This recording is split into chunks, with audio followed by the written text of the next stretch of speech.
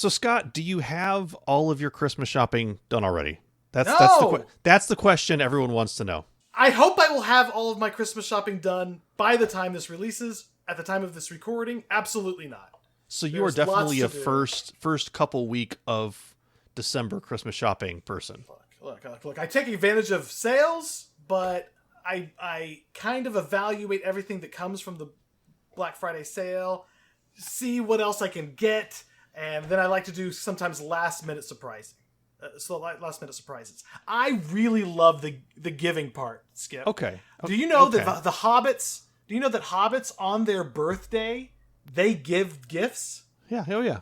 It's So it's the very beginning of the fellowship for sure. Yeah. I wish we could do that. Like that, the giving, the idea of well, it just would be a little expensive every year to be the one to have to give all the gifts. But that is what's not nice really. about Christmas. I mean, let's say. I mean, think about the Save up convention. all year. The Right. convention is that you're going to everyone's birthday and giving them a present on their birthday every year. You're still buying the same number of presents. It's true. Technically, True. maybe, but yeah. So I've always been into games of some sort. No matter how old I get, if a Christmas goes by or a birthday goes by and I don't get a game, I'm kind of like, I'm going to have to go out and buy my own. Like, this is really kind of crappy. You got to go buy your own game at that point for sure. Yeah. Yeah. So I mean, how many people do you actually end up buying a lot of the gifts for your family, or does your wife take care of that? My wife really, really takes care of that. Yeah. Because it's part of her love language. She loves to give gifts. She's good at it. She knows how to strike the balance between rote Amazon wish list and personality and a little something that only would come from her or us. That's a talent right there. I love the wish list and I hate it at the same time. Sure. Because it's when you're the giver and the givee or receiver, I suppose. If you're the one giving the gift, it's really nice to have the list, but it feels like a lack of creativity or insight into who they are. Hey, Skip, why was childhood so great?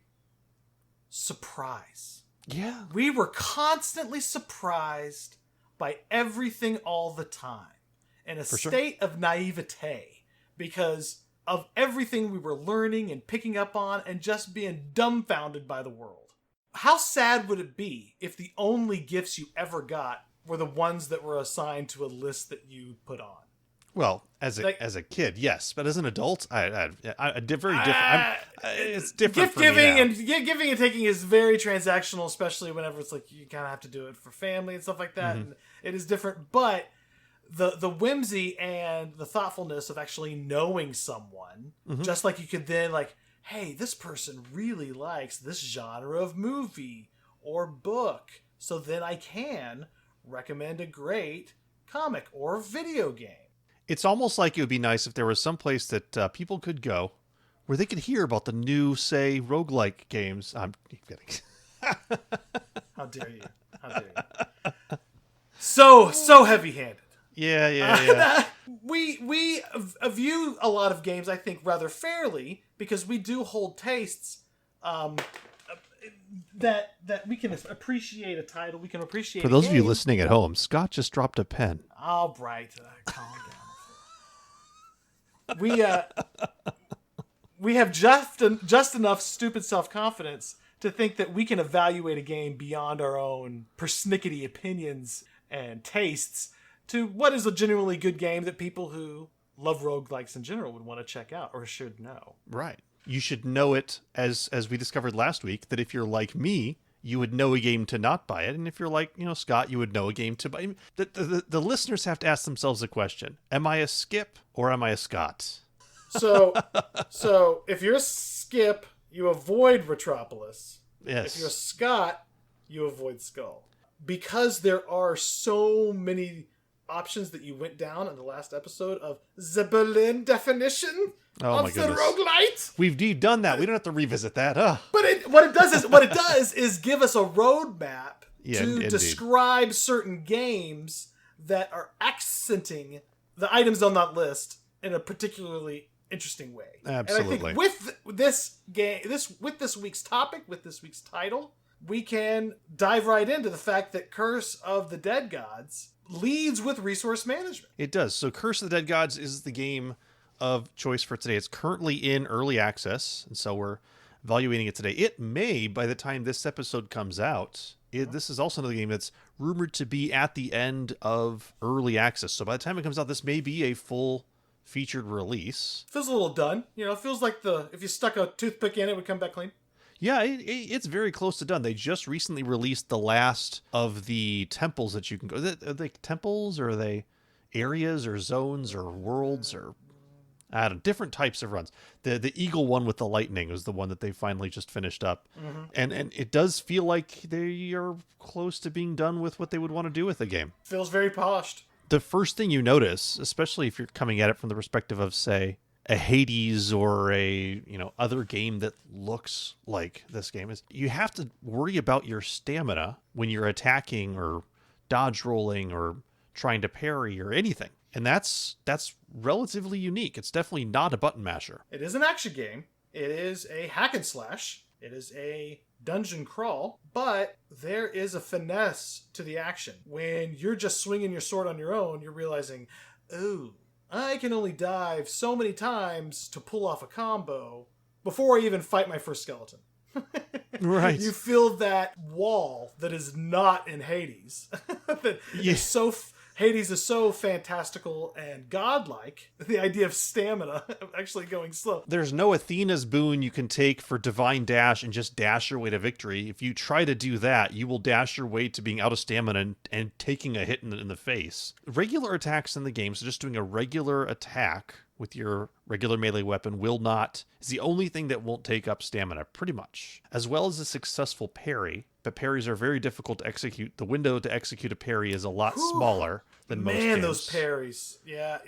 You spend your time every other attack, so charging up your main hand attack, charging up your secondary attack, even just straight up using your two-handed weapon when you pick up one of those, or dodge rolling. You have iframes during your dodge roll.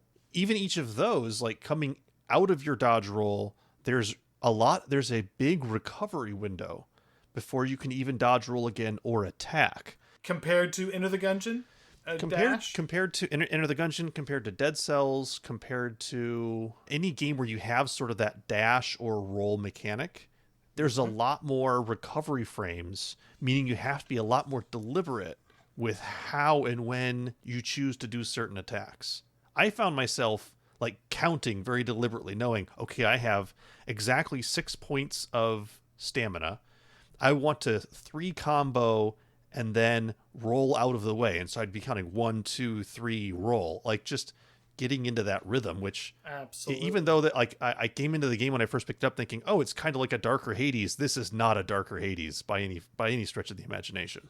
I've heard the comparison of Hades with the game Dead Souls, right? Or Dark Souls, excuse me. It's not, okay, Souls-like has become the new roguelike that everyone hates, the comparison. Yes. It's not that, but I can see the deliberate combat mechanic. That's the word. The very deliberate. Very, very deliberate. You have to think about every movement, every direction you're taking. Is it the most Souls-like, Dark Souls-like roguelike you've played?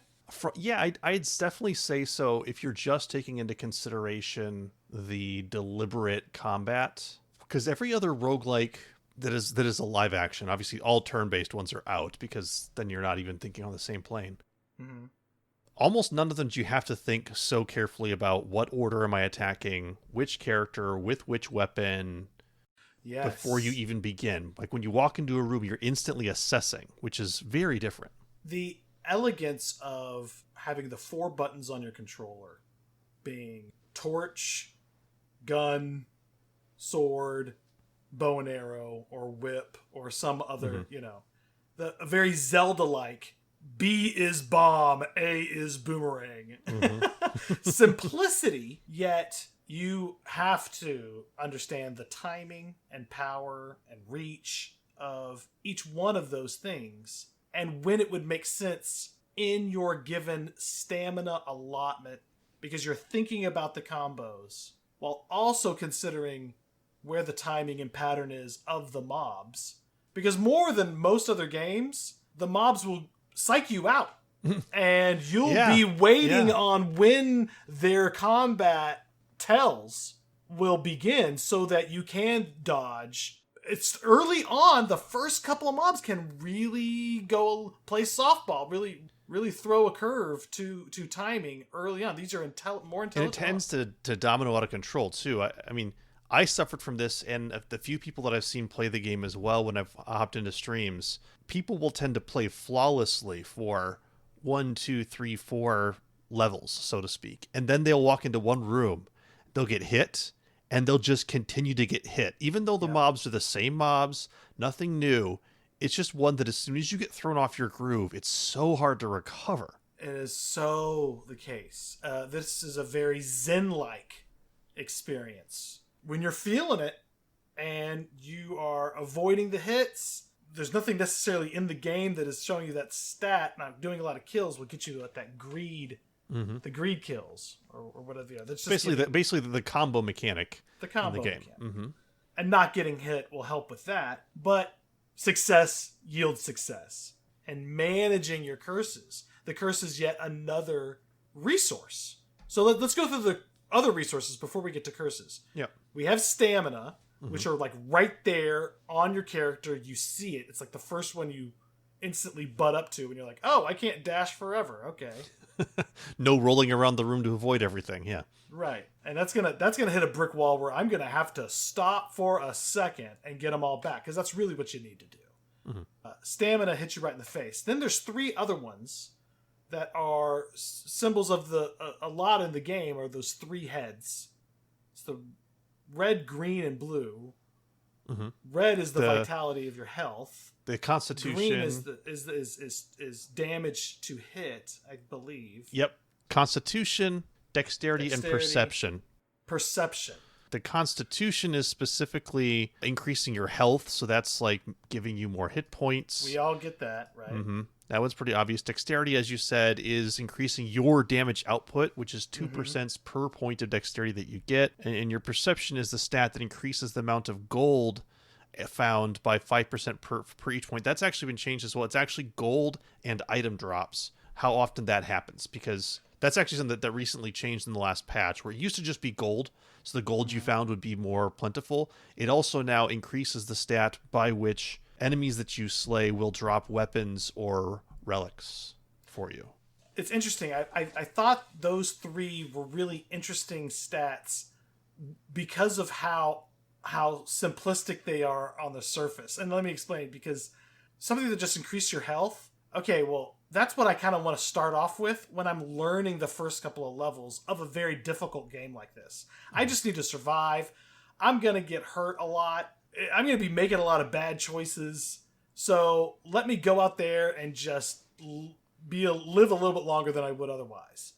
Once I start getting the patterns, I want to choose to maybe not attack every single thing, just get through it faster. So then I might care a little bit more about dealing damage in smarter ways so I can not get overwhelmed and kill mobs before they get out of hand.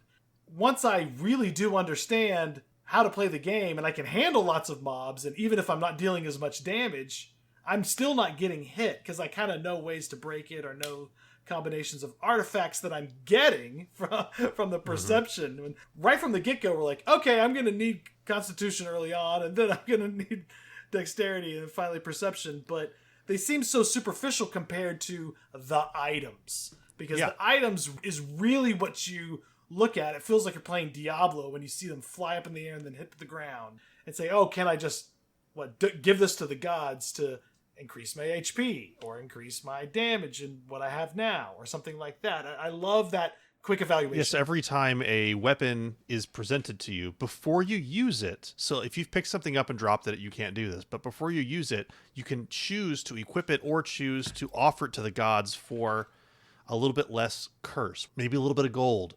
Maybe it'll give you a little bit of extra perception. So you can choose to, instead of using a weapon, get a little something out of it.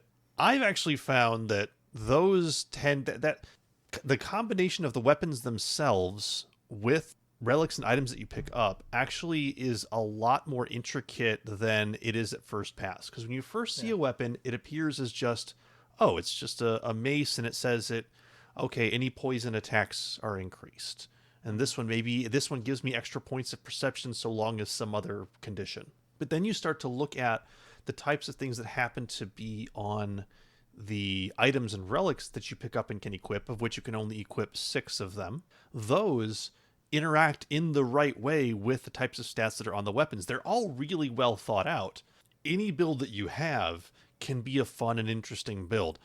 If this is a sense of deja vu, this is exactly this type of thing we talked about in our Skull episode that was done really poorly in Skull. Because Skull tried to do the same type of thing, but there was no synergizing between the different elements, but almost everything can synergize with everything else.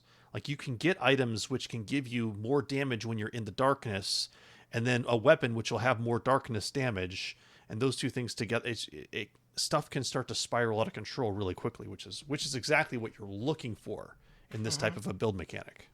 And with enough success and doing damage without getting hit, you're increasing your chances of exposing yourself to more opportunities to create the kind of build that you want. You start to learn the enemy patterns, which I think is definitely the key to success in this game more than any other game. Absolutely. A lot of games you can get away with not really caring so much about the enemy patterns. I think that's the problem, is that when people first approach the game, they approach it like, oh, the first few enemies are going to be squishy because it's the first level, you know? But you have to really learn the enemy patterns. It's because of stamina. It's because stamina really does stop it. Would this game be significantly different without stamina? Yes. Oh, yeah. And when anything happens where you lose stamina, or anything happens where you gain stamina, dramatically changes the way you can play it. You know, I would say even one thing. The fact that you have to use stamina to dodge roll is where it makes a difference. Because I thought about, what if you just ran out of stamina with your attacks, but then you could still dodge roll? The stamina would be completely worthless. It's just, you can only do that many heavy attacks at once before you have to stop. It's not front of mind as much. Yeah, but you have to be thinking about it. But it's in a good way. It's making you be a lot more deliberate. Very much so. And like we keep talking about this deliberate gameplay, but I think you and I would both agree that because of that deliberate thought, when like you're in your first boss fight that you're up against, when you finally beat that boss and like not like squeak by, but when you finally get to the point where I can take out that first boss. Like, I've got his number. I know his patterns. I can take him out without getting hit. I'm not as scared of the dogs. Yeah, it's whatever. When you get to that point, that's really rewarding. It is. Because you've put together all the pieces of the puzzle. That's not just his attack patterns, but it's what type of weapons should I use in here? What types of things do I need to think about? When do I attack? How many times do I attack? And you've put it all together in a beautiful way that you just destroy that boss. That's a lot more rewarding feeling than a lot of boss battles in many other roguelikes that I've played. I would say that the main reason why it's so rewarding is the resource element we've been stepping around this whole time, and that is the curse system.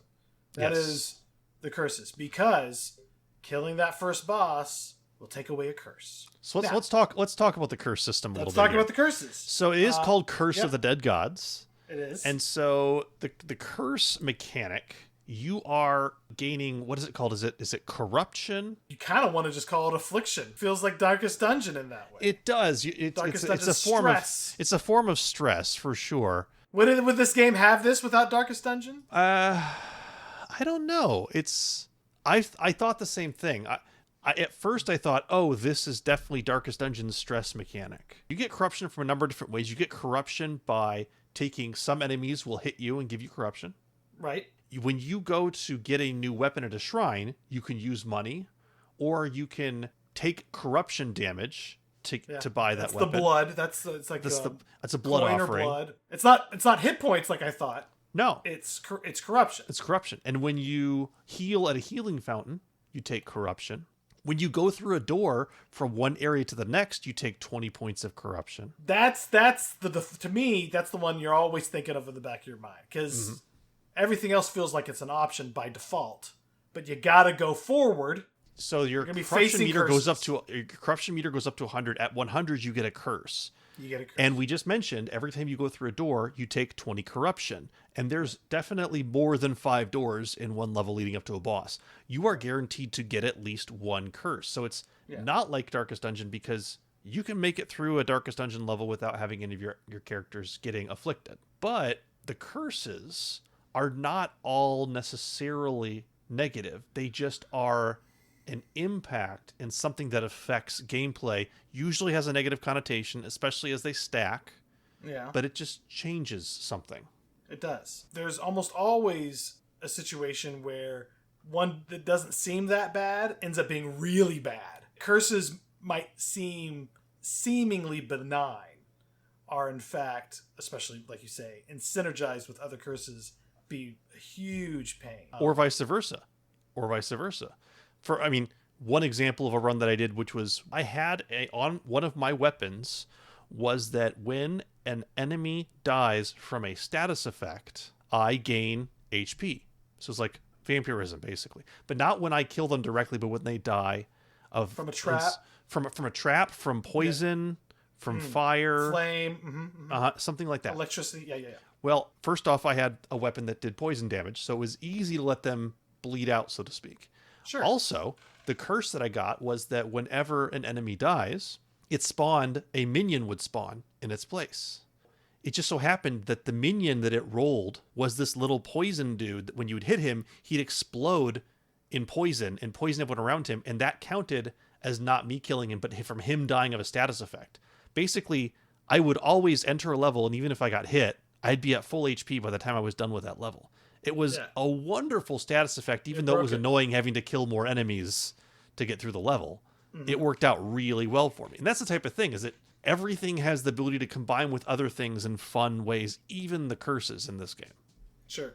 It'll direct your gameplay a little bit when you pick it up. There's one curse that knocks out your stamina. It's instantly then dictating how much attack you're willing to risk before you'll have that one last spare stamina point to get out of town if you need to when you're surrounded by mobs. Another one that I like to think about is the one where it replaces the regular block of corruption you get from going into a new room to just a slow trickle. And instead of like 20 a block, it's like 2 or 3 every 10 seconds or 20 seconds. Yeah. So if you go fast enough... If you go fast, you're not getting as much corruption. But the speed going fast is really bad in this game generally. Yes. I would like to watch speed runs of it. When I had that one, I instantly, when I beat a boss, I ditched that one. I'm like, no, I'm not going to go fast through this game. That seems like a really bad idea. Exactly.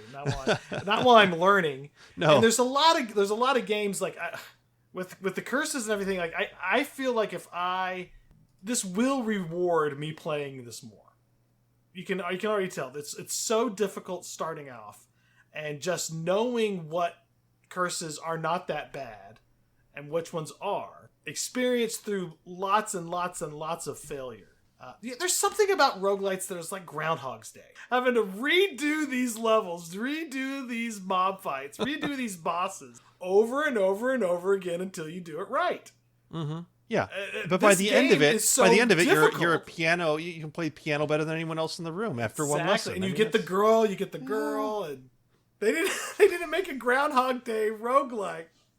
Groundhog Day is the movie inspiration for all roguelikes. Let's be honest. Right. That's what kicked it off, and yeah. This game, as we talked about, is still in early access. It might soon be coming out of early access, but I want to talk about something really specific about early access and Curse of the Dead Gods, because it's different from other things that I've seen. Very early on in development, this game actually got a lot of negative reviews because there wasn't a lot. There was basically just one dungeon you could pick from. Right now there's 3. There was only one. It was really limited. You get access to it right from the get-go, these 3 dungeons. Yes, you don't have to unlock anything. It's just you can go. Yeah. I kind of appreciated that. If it feels stale right away, you have a totally you have options. 2 different experiences. Yeah, but at first it didn't have that. They spent a lot of time working on the mechanics of the combat of the game and the mobs, the way that the attacks worked, the way the synergies worked, etc. And then once they did that, then they started to expand the game to the point where even when I had first picked up the game, the last area wasn't there, but the areas that it had felt very complete, very polished. The artwork in the game, if you're watching this on YouTube, you can see it's a darker motif, but it's a gorgeously drawn animated game. Like I love the style of this game. It's very cohesive through and through.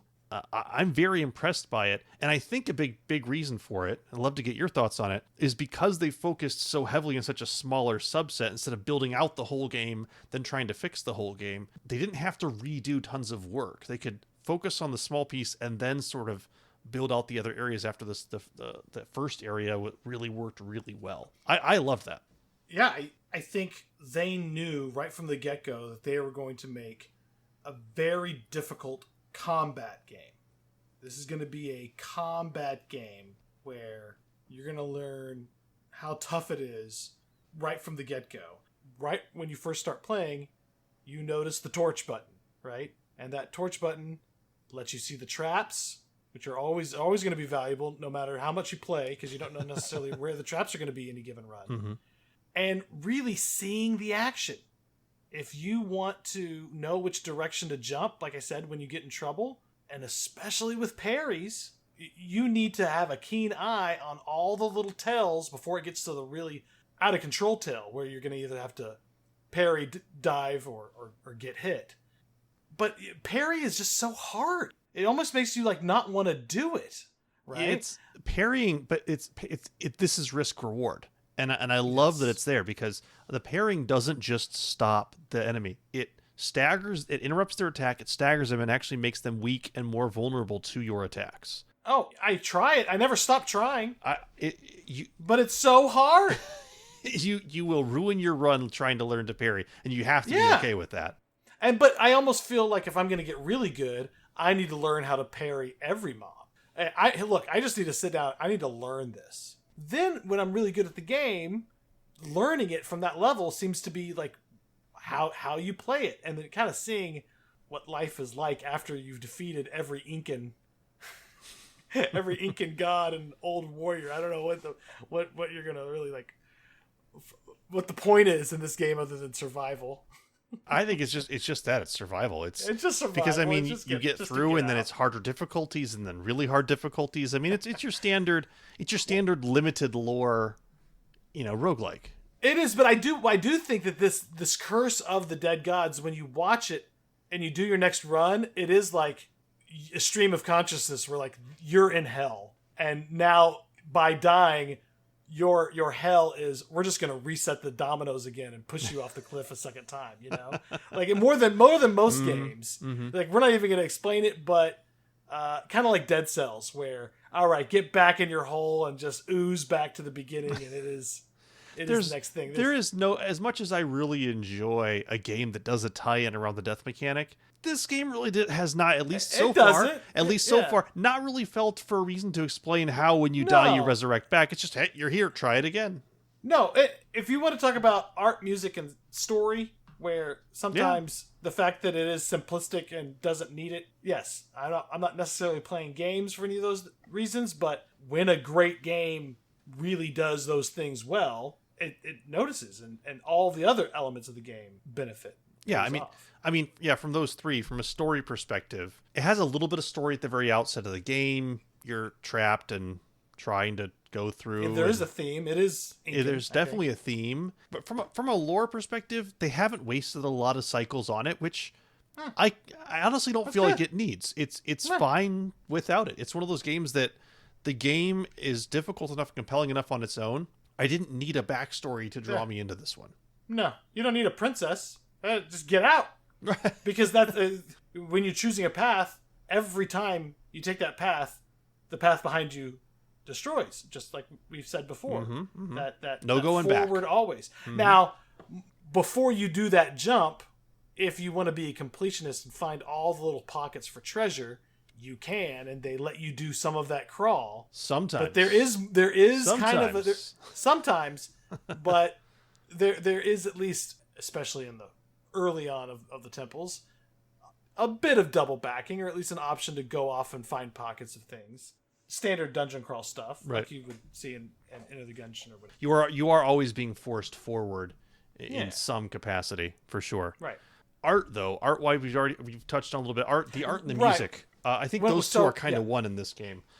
Yeah. What's your take on that? So, like, I was kind of mentioning how important it is to see things, right, in this game, and see the bolts coming at you, and see where the bad guys are. And when it's dark, it's really, really, really dark. So it matters where the torches are and the light. Now, right from the get-go, when you push that torch button, and then when you extinguish it breaking out of a weapon, the game is gorgeous in its lighting effects. And Yeah, absolutely. they spent their time on lighting, and when there's a column, the light going around the column, and where you are relative to things, and if there's a lit torch on the other side of it, etc. And it's important. It's important to the gameplay. It didn't have to necessarily look so good and smooth. I take that back. The combat does need to look good and smooth. Mm-hmm. Because you are making little tiny calculations about where your next move needs to be.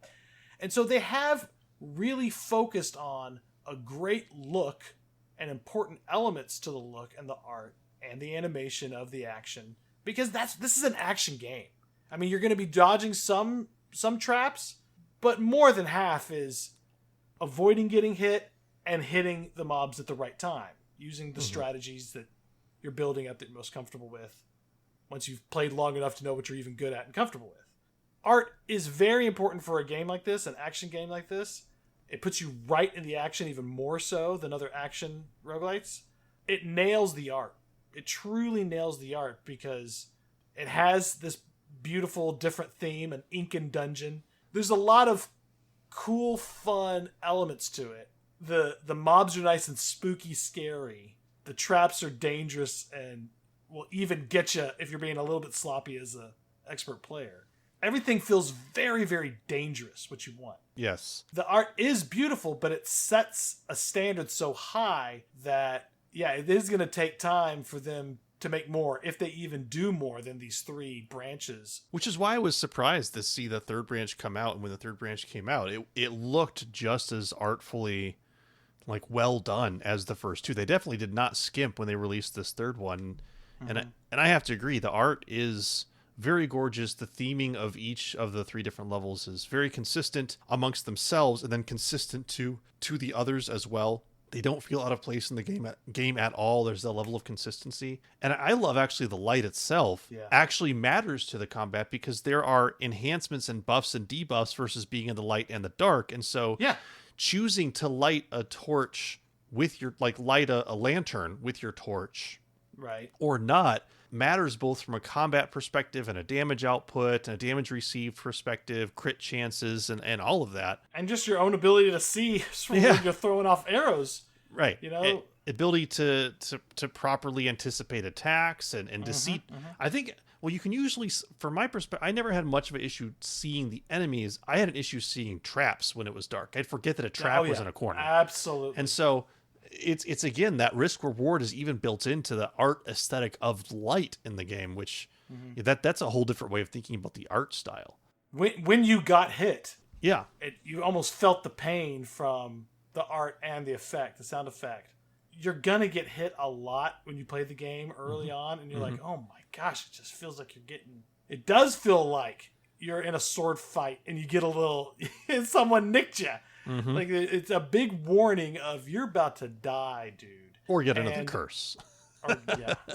Or get another curse. Yep. I feel like it's a punishing the way the design and the combat points you to. You're making a series of bad moves here. You don't know what you're doing in this combat. You never feel like you're hitting quite a brick wall of, I'm getting my butt kicked. In other roguelikes or shooters, right, where you're able to move around a lot easier. We felt that, all right, just hit the button, reset, start over. This is a wash. This is a wash runs. Or we run our dailies. It can happen so quick, though. And it happens, that confidence to utter reset absolutely can be such a small window, you know? Thin line.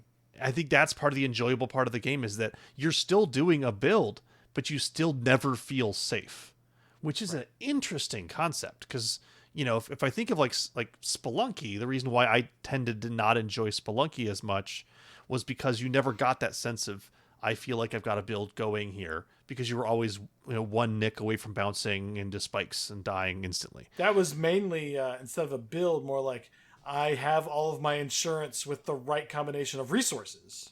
But even then, you were one hit away from having the run being over anyways. And so that was always my issue with Spelunky. And Curse of the Dead Gods, I feel like it's straddling both lines where it's saying you can have a build which can give you lots more health, can give you an additional piece of stamina, can give you more attack when you're in the dark, etc. And then you can still get cornered and it can be all over in a second because you made a couple wrong choices. Yeah. But I feel like compared to a Spelunky, you always know where you went wrong. Sure. You can always no back doubt. it up and go, you know what? Yeah. I decided I differently. panic rolled twice. Yeah. And I ran out of stamina and I couldn't get away. Okay. I'm not going to do that again. I forgot about my ranged weapon. Mm-hmm. I forgot. I kind of got a little too used to my quick short range thing, and yeah, that mob keeps going backwards and never lets me get close. Maybe I should have broken I got impatient, or like you can always backtrack where the source of Things mistakes went began. wrong. Where did things go wrong exactly? So now your favorite topic, the music. Talk to me about music. If you even noticed the music in this game. No, yeah, I did notice the music because at the most appropriate, climactic, exciting moments, it came in subtly usually, and it got revved up, and it is most dramatic during that quick curse cutscenes.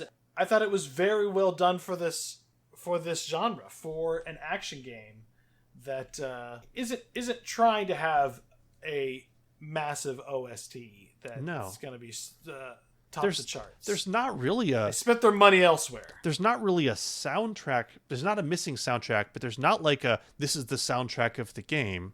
It is more of a situational. You've defeated all the enemies in this room. There's a little overture that plays. Like a drum beat. Yeah. Just the little motif that would come up that would help you to realize, okay, breathe and relax. Yeah. It's going to be okay. Yeah. There is a action is over, you survived it motif that might be slightly varied between the dungeons. I don't think it is. Maybe I never got tired of it because it's not like it was in your face, but it was always you clued into when that would play. And the rest of it, I'm not a huge factor. It was for me it was just everything else was atmospheric enough that just the music felt like a part of the art as opposed to being its own thing. That it was there to emphasize the whole experience from a visual and auditory perspective. So where did you land on this game, Scott? If you had to give it in a rating of your own choosing, right? It's complicated. Where do you land? I land in the middle, and here's why. I think the music and ending on the music is an interesting parallel to where it is. Is I need to know the rhythm of my encounters. It feels almost like a rhythm game, how important it is, the timing of these patterns. It's so on the forefront. There isn't necessarily an elegant weaving to make that be subconscious. It's full stress about getting those hits right up front. Like you said, it's very, very deliberate. It's not subtle. It's not anything that relaxes you into it. You're worried about everything right from the get-go. I feel like there could be more weapons that give you even more variety. I would like to see that. I would be a little disappointed if early access just ended. If it ended right now, I mean, I might give it a few more hours. I'm not in love. I don't have this visceral reaction. And it's because it is just so tightly focused on this one encounter and you being in the deep end. It's going to require the kind of games that I play and me being less twitch, react, good at gaming with action games and timing. It takes me a little bit longer, I don't know, than a turn-based experience and strategy, heavy strategy. It's going to take me a little bit longer, so I feel like people who do love a great action game or a great bullet hell and can navigate all that efficiently, you're going to absolutely love this. I think fans of Dead Cells will love this. Particularly, that's one of the ones that I thought, okay, I'm not really great at this. I'm having a little bit too hard time beating this first boss. I can already see myself putting in the time to get good at beating that first boss, and then feeling the exact same experience with the second boss. And have to go through the first boss a lot of times to get close to mastering the second new mobs and the second boss. And it's part of me is like doing the calculation in my head of like, how long? How long? I see these mountains, and those aren't necessarily pleasant, relaxed, subconscious gaming experiences I like to do. I'm always getting brought to school in Curse of the Dead Gods. Like they're putting me in a dunce cap and putting me in the corner constantly. It's like, I got to be in the right mood for this. It's not as comforting. It doesn't feel as it's not yet. I haven't gotten there yet. It's going to take a while for me to. And I think once you are, and once you do like that deliberate attack, it's a solid dungeon crawler. It really, really is. It's just may not be for all fans of dungeon crawlers. What about you, Skip? What about you? Do you love it? Do you hate it? I really like the game. I'm very close to saying I love the game. This is a lot more up my alley. I really enjoy the style of game. I enjoy the sort of a little bit more dark motif. I love the the artwork and everything, the being more deliberate about attacks versus I enjoy attacks that are slower and more deliberate versus attacks that are just throwing as many things at you as possible. It tends to be more of my style. That said, I've never been a huge Dark Souls fan. So all of the Souls-like games that are out there, I tend to get frustrated at the Souls-like mechanics in those games. Like, I love Hollow Knight, but the parts of the game which are the throwing your head against the same boss over and over again is a part that I really struggle with. And I feel like that's the only part about me that keeps me away from absolutely loving the game is you do tend to bash your head against, when you get to a hard boss, spending the time to figuring out how to properly beat them, or what's the best strategy when I'm faced in a room with these 4 different types of mobs. Which one do you take out first? That's not particularly my favorite, but the game is really, really well done as far as early access. I'm actually of the opinion, I'm not sure how many weapons you've unlocked, but there's actually a pretty big variety of weapons in the game, but you do have to unlock them. So that's I'm too bad. And so that I think is a part that gets, for a new person at the game, you're going to have the same weapons over and over again until you spend time unlocking them. But at the same time, I get where, well, if I had someone who wasn't a big fan of roguelikes, but they were a huge Dark Souls fan, this would be the game I would give them. 100%. I think this would convert them into a roguelike fan. I really do. I think this is the game that I'd say if you have someone on your gaming Christmas shopping list and you know they're a Dark Souls or a Demon Souls fan and they haven't really dabbled in roguelikes, this is the perfect crossover game because it really takes a lot of those elements of the game and introduces the roguelike components. I'm definitely going to be putting more time into it and definitely would recommend it for sure. Yeah, I guess I'm coming real close to recommending. I'm recommending it on the condition that you I can hear it in your voice. I'm recommending it on a condition that you enjoy difficult action. Oh, for sure. Sure. If that's not your thing, if you absolutely abhor anything with, like we said, that Dark Souls style combat mechanic, you will not like this game. Yeah, it's punishing. It can be punishing. It is very punishing. It is not pleasant combat. The name of the game is Curse of the Dead Gods. You have to click on that button and say, "Yeah, I'll play that." I'll play Curse. That seems like I'll play that. That's a happy, fun time right there. So normally at this point we would talk about the mailbag. Comments we've gotten. We haven't gotten many comments. We've gotten a couple people saying they've enjoyed the episodes. Dan likes it. Dan likes it. We've had a few other people saying they really like it. Good enough for me. Good. That'll keep me doing this. Thank you for everyone who has been watching and listening thus far. If you do have comments for us, if you just have a comment where maybe you disagree with us on something, we will be carving out some time to talk about that. If you have a game that's early access or coming out soon, you want us to check out in a future episode, love the recommendation. The next game we're going to cover is actually going to be our Christmas episode. Okay. And we're going to be talking about a co-op first-person shooter roguelike called Gunfire Reborn. But thanks everyone for listening /watching. If you are listening on your podcast and you'd like to actually see a video while this is going on, you can catch it on YouTube, youtube.risk.xyz, which is that's risk with a Y for Roguelikes You Should Know. If you are watching on YouTube and you'd like to get it on your Spotify, Stitcher, Apple Podcast app, you go to podcast.risk.xyz, and that'll show you a list of all the places that you can get it, or on your favorite podcast place. You know what we should do? You know what we should do on Christmas? Ooh, what's that? We should also have our gift guide. Oh, I don't. Maybe we could drop a special episode for a gift guide. oh, maybe we should do a special gift guide. Do a special episode. But yeah, gift guide. Okay. It'll be a special, a Christmas special. But anyways, thanks everyone. Thanks everyone for listening or watching, and we will see you in our Christmas Day or maybe even in our gift guide special. So thanks everyone. Bye-bye.